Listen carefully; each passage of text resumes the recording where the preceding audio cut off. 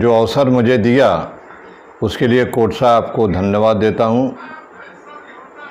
जो स्काउटिंग की उत्पत्ति के बारे में मुझे बताना है कि स्काउटिंग की उत्पत्ति हमारे देश में प्राचीन काल से ही ऋषियों मुनियों ने प्रकृति की गोद में बैठकर अपने शिष्यों को जो शिक्षा दीक्षा दी थी वो स्काउट का ही एक माध्यम था। और क्योंकि उसमें उन्होंने स्काउट का तात्पर्य है साइंस ऑफ आउटिंग, अर्थात प्रकृति की गोद में बैठकर बच्चों को प्रकृति के बारे में ज्ञान देना, जैसे पशु पक्षी, जीव जंतु, पर्वत, नदियाँ, आकाश, सूर्य, चंद्रमा, ये सब हमें कुछ देते हैं। इसलिए ये शिक्षा प्राचीन काल से हमारे देश में ऋषि मुनियों ने दी है। स्काउट की उत्पत्ति सर्वप्रथम इंग्लैंड के ब्राउनसी द्वीप में सन 1907 में 5 दिसंबर 1907 को रॉबर्ट स्टीफेंसन स्मिथ बेडन पावल ने पहला कैंप लगाकर इसके प्रारंभ किया था। इसलिए इन्हीं को इसका श्रेय जाता है और रॉबर्ट बेडन पावल को ही इसका जनक माना जाता है। और इन्होंने दूसरा कैंप 1910 में लगाया, जो लड़कियां भी उसमें सम्मिलित हुईं और जिसका भार उन्होंने अपनी बहन मिस एग्नेस बेडन पावल को सौंपा था। ये स्काउट की प्रवृत्ति मतलब उत्पत्ति बनी।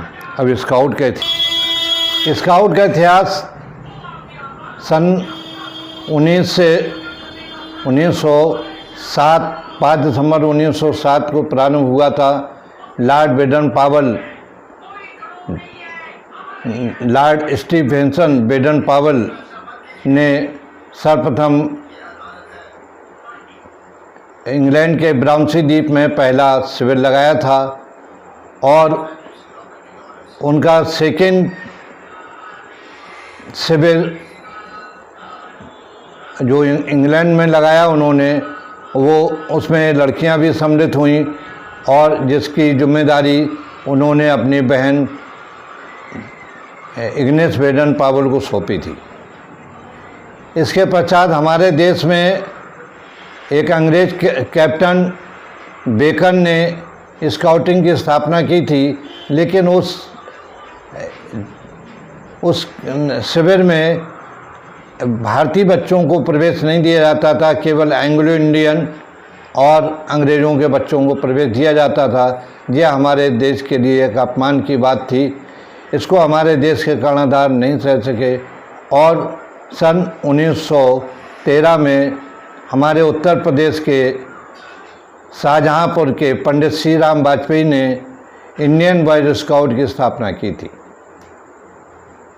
इसके पश्चात अपने को इंडियन मानने वाली आयरिश महिला श्रीमती एनी बेसेंट ने 1914 में इंडियन गर्ल्स स्काउट की स्थापना की। इसके पश्चात सन 1918 में पंडित मदन मोहन मालवीय और डॉक्टर हृदयनाथ कुंजरू ने इलाहाबाद में श्री सेवा समेत इंडियन बॉय स्काउट की स्थापना की थी और इस प्रकार अनेकों दलों का निर्माण बंगाल, बिहार, उड़ीसा, महाराष्ट्र, मध्य प्रदेश आदि प्रदेशों में हुआ। लेकिन स्वतंत्रता मिलने के पश्चात सन 1950 में इसका एक निश्चित नाम रखा गया, भारत स्काउट और गाइड। इसका प्रदेश स्तर पर कार्यालय महानगर गोल मार्केट लखनऊ तथा देश स्तर पर कार्यालय महात्मा गांधी रोड, नई दिल्ली में स्थित है। पूरा नाम बेडन पावल, लॉर्ड बेडन पावल स्मिथ बेडन पावल है। ये एक अंग्रेज अफसर थे, मिलिट्री में भर्ती हुए थे और इनके एक जिम्मेदारी अफ्रीका में एक जुलू नाम की जो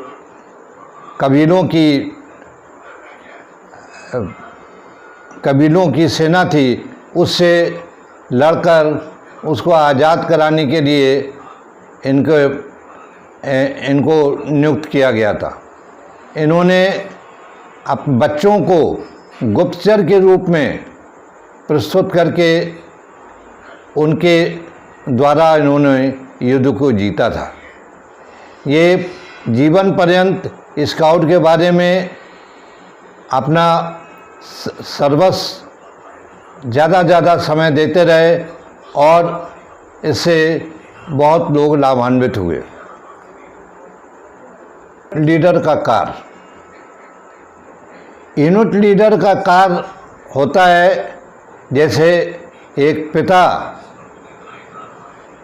घर का मुखिया होता है और मुखिया मुख सो चाहिए खान पान सोए, अर्थात सभी को समान रूप से सभी के उन्नयन के लिए बस सोचना। स्काउट के यूनिट लीडर को सबसे पहले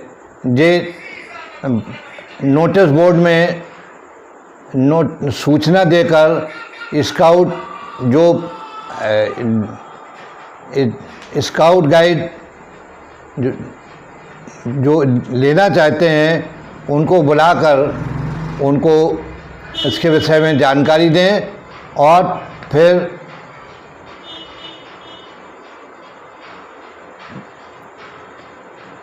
इसके लिए एक निश्चित परफॉर्मा में फार्म भरवाएं और फार्म भरवाकर उनका पूरा एड्रेस, जन्मतिथि आज सबको निश्चित नोट कराएं। और ये यूनिट लीडर इस सब कार्य को संपादन कराकर इसमें स्काउट में कम से कम 16 और अधिकतम 32 बच्चे होते हैं। इन बच्चों का रजिस्ट्रेशन जिला संस्था के माध्यम से प्रदेश कार्यालय से होता है, वो कराना आवश्यक होता है। इसके पश्चात जब मतलब ये फार्म हो जाए तो फिर स्काउटिंग के मतलब ये उसकी शिक्षा देने के लिए कुछ 3 महीने का प्रशिक्षण देना होता है स्काउट यूनिट लीडर को, और उसके पश्चात 3 महीने पश्चात उसकी परीक्षा कराई जाती है और उसके अगले दिन ही दीक्षा संस्कार बच्चों का कराया जा सकता है और इसको बहुत अच्छे ढंग से कराने चाहिए। ये प्रवेश जो 3 महीने का कोर्स होता है उसमें नियम, प्रतिज्ञा, झंडा गान, प्रार्थना, नियम आदि की शिक्षा दी जाती है। जब दीक्षा संस्कार होता है तो बच्चों को एकत्रित करके उनके गार्जियन को बुलाया जाता है और वहाँ बहुत अच्छी तरह से उनको इसकी प्रतिज्ञा दिलाई जाती है। ये 3 प्रतिज्ञाएं होती हैं, उनको उस प्रतिज्ञा को दिलाया जाता है और उनको एक बैज, प्रारंभिक बैज दिया जाता है जो उनकी जेब में लगवाया जाता है। इसके पश्चात इसके 6 महीने के पश्चात प्रथम सोपान की प्रशिक्षण दिया जाता है, उसके बाद परीक्षा कराई जाती है और इसके 9 महीने के पश्चात द्वितीय सोपान का प्रशिक्षण दिया जाता है और उसकी परीक्षा कराई जाती है। ये कार्य यूनिट लीडर का होता है जो कॉलेज स्तर पर होता है और इसका प्रमाण पत्र बच्चों को निर्गत करना चाहिए। इसके पर 9 महीने पश्चात तृतीय सोपान होता है और तृतीय सोपान जिला संस्था द्वारा आयोजित होता है और जो छात्र तृतीय सोपान कर लेते हैं वही राज्यपाल के लिए क्वालिफाइड होते हैं। जय हिंद, जय भारत।